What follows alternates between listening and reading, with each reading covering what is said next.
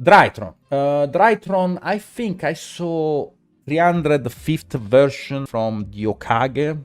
Yeah, Logan. And I think your Drytron deck is fantastic for the side events. You're not wrong. You're just an asshole. Okay then.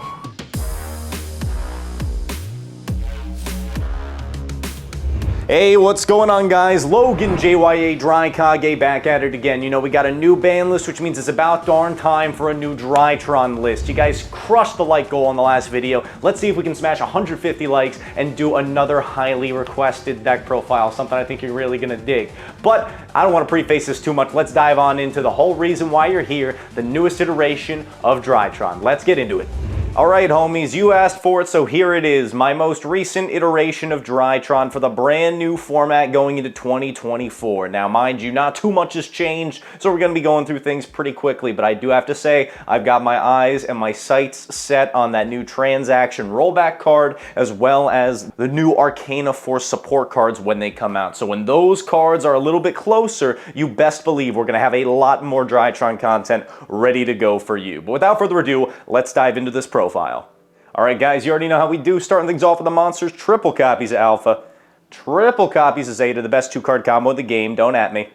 I've jacked it up to 3 copies of Delta, we want to see it, we want to see names, names are what make plays, and I'm playing 2 copies of Gamma. This seems to be a pretty common ratio amongst Drytron enthusiasts nowadays, so I've decided to borrow it for this build, and I think it might be a little beneficial to have these additional names. It really does help boost our consistency. Moving on to the Ritual Monsters, this one needs no introduction. Triple copies of the beautiful Cyber Angel Ben 10 and her friend Natasha. You know, the one that helps us steal games left and right.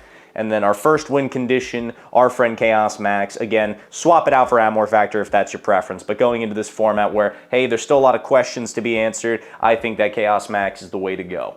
Moving on, 1 copy of Medionis, Draconids. Don't cut this card. Don't be a fool like me. I've done it before and I miss it every single time. You always want to have Draconids in there, whether it be for playing under draw, clearing out games, having an additional form of interruption, or lining up spell trap negates with your Moy Beta. Next, we got our boy Vanity's Ruler. I can't find myself playing a Drytron list without this beauty. It wins so many games, and it doesn't lose to Super Poly, which I think is going to be a very prevalent card going to this next format. So stay ready. Throw up the Vanity's Ruler. We can play under Nib with it. It makes life super duper easy with this build. Following up that with the supporting cast, we got another friend, the Herald of the Orange Light. I'm still main decking 1. I've seen some people, the school of thought in the Drytron community, is this really worth it? I'm still leaning towards yes, but if you disagree, let me know in the comments down below. I think lining this up as an additional form of interruption is really, really good. It's a secondary means of playing around Nibiru or Droll and Lockbird if you happen to hard open it. Of course, playing 1 copy, you know, how often are you really going to see it? Not too sure, but I still think it's worthwhile to play. We also have a new friend to go along with that one, that being Artifact Lancia, of course, returning to this deck. Back when Fluan de Rees was a real big deal, you know we were main decking Lancia. And you know what card just got legalized recently? I don't know if you heard of it, a little card called Orcust Harpor. Yeah, that's right, Orcust is going to be seeing play. If you don't think it is, then you might want to get your eyes, ears, or your brain checked. That deck is going to be quite diabolical, but we fortunately enough have an inarchetypal way of stopping them. So Lancia, I think, deserves a slot in the main deck. If you don't want it here, throw it in your side deck, but don't not play it. And then finally, we got the 1 copy Diviner, the last normal summon of the deck, a beauty in her own right, giving us access to Entis or Herald. That's everything for the monster lineup. Let's go into the spells super duper quick. Triple copies of Drytron Nova summoned from deck feels pretty good. Moving on, we got the 1 copy of Fafnir to search out your Nova or your Medionis, the ritual spell, broken ritual spell. I love using attack points instead of levels. Moving on, triple copies of Cyber Emergency, maximize consistency. It's 3 more copies of any name. Why would you not play it? 2 copies of the Triple Talents, Thrust. You know what I meant to say. The Thrust, baby. Yes, this is one of our best going first or second cards in this deck because it gives us access to either a backup plan or a board breaker. Needs no explanation there. Or it gives you access to Engine. I should not neglect to mention that. I'm playing 1 copy of Talents in the main as a searchable target for it, as well as 1 copy of Call by the Grave to chill out right alongside with it. Another means of countering those hand traps. That pesky Droll and Lockbird, not a fan of that guy. Nope, nope, nope. And then finally, we got triple copies of Forbidden Droplets. Again, I said this in my Orcus profile. Drytron is probably the best deck when it comes to playing Droplets because you so don't care about the cost. And given that we're a little unsure as to where the format is going to fall, I'm like, why not play Droplets right now? Going first or going second, it's not terrible. You know, set it in the back row if you're going first. It's an additional form of interruption. Going second, it helps you clear out some of the most unsavory boards that exist in this game.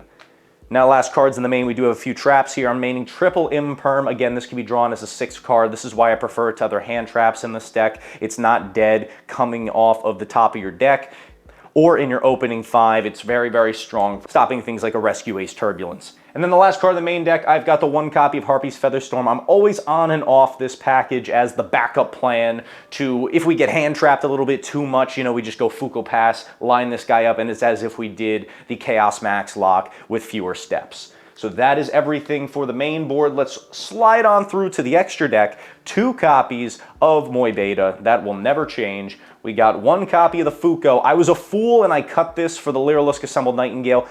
What is that? How's that song go? We won't be fooled again. Yeah, that's going to be me. Never cutting Fuko. Always play Fuko. Moving on from there, the 1 copy of Downward Magician, so you can make an even bigger daddy. Oh, that's not him. There's bigger daddy, Zeus. That's right. We want to send those boards. We want to send as many times as possible. So, of course, we're playing Zeus and Downward to go with it. And finally, Beatrice. This card will be banned eventually, and I think it's that transaction rollback's fault.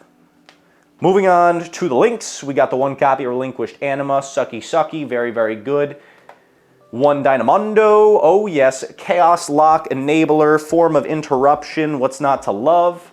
1 IP Masquerena for tagging out into your Dynamondo or into the unfriendly SP Little Knight. That's right, this card is everywhere. You're going to see a lot of this in the new format. So if you don't have one, borrow one.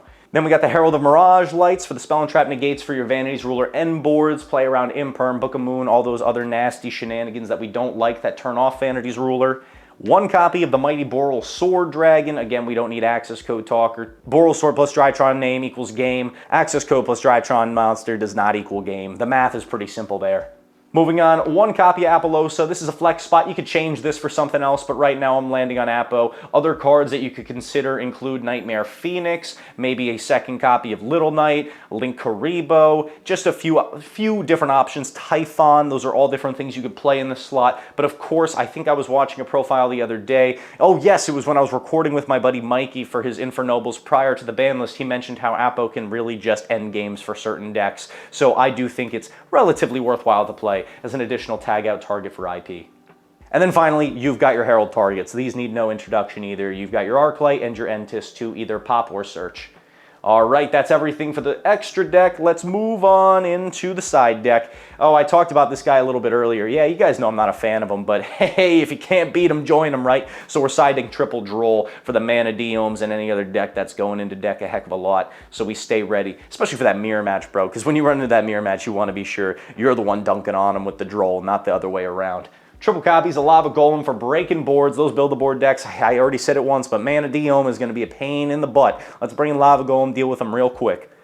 Next, I've got 2 more copies of the Triple Tactics Talents for when we're going first, or you could also bring this in going second against certain matchups. And then I've got a bunch more thrust targets in here. I've got 1 Herald of the Abyss, 1 Harpy's Feather Duster, 1 Lightning Storm, 1 Change of Heart, 1 Evenly Matched, 1 Dark Ruler No More, and finally, 1 Robo Opportunista, the Snatch Steal. Oh, it just got legalized, baby. I want to play it. I want to play it in something. And since I wasn't playing it in the Orcus, at least not in the main deck, I was like, all right. We're going to put Snatch Steal in here, and it's going to be a pretty fun time. So that's everything for the side deck, and that's everything for this quick little Drytron update. I hope you guys like this profile. Give it a shot. If you're new to Drytron, check out the combo tutorials we have on this channel. We got a boatload of them, so it'll keep you well informed and ready to go, ready to Alpha Pitch Zeta, taking you to your dream world. All right, guys, that's everything from me today. LoganJYA signing off. Have a great day. And if you guys want to see a little sneak peek of what our next profile is going to be on the channel, help this video smash 150 likes, and then maybe we'll all get to say hi to our friend Infernity Archfiend. Oh, God, yes. All right, LoganJYA signing off. Have a great day. I'll see you beautiful people later. Peace.